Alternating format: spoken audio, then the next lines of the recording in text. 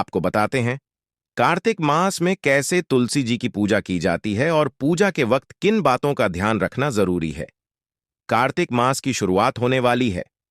इस मास में तुलसी मां की पूजा का खास महत्व है।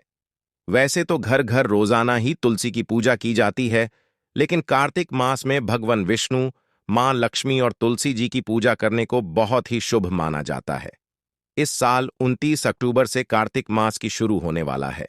मान्यता है कि भगवान विष्णु और लक्ष्मी जी को कार्तिक मास बहुत प्रिय है।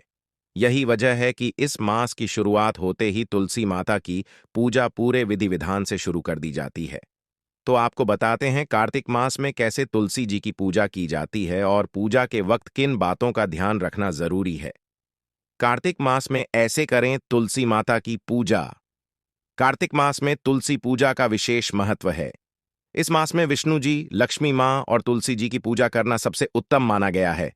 तो अगर आप आर्थिक तंगी का सामना कर रहे हैं या फिर आर्थिक समस्या लगातार परेशान कर रही है, तो कार्तिक मास में तुलसी की पूजा करें। कहते हैं ऐसा करने से आपको परेशानी से छुटकारा मिलेगा। कार्तिक मास में तुलसी जी पर जल अर्पित करना बहुत ही शुभ माना गया है। इन दिनों सुबह रोजाना उठकर स्नान करने के बाद तुलसी पर जरूर जल अर्पित करें। कहते हैं कि कार्तिक मास में तुलसी जी पर जल चढ़ाने के बाद शाम के वक्त घी का दीपक जलाने की परंपरा है।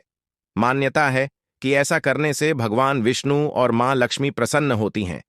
इसी माह तुलसी जी और शालिग्राम का पूरे विधि विधान से विवाह कराया जाता है।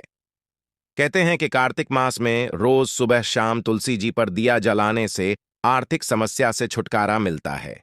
दीपक जलाते वक्त इस बात का ध्यान रखें कि तुलसी पर दिया शाम 5 से 7 बजे के बीच जलाएं।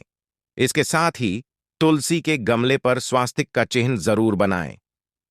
तुलसी पर दीपक जलाते समय इस मंत्र का जप जरूर करें। शुभम करोति कल्याणम, आरोग्यम धन संपदाम, शत्रु बुद्धि विनाशाय, दीपम ज्योति नमोस्तुते।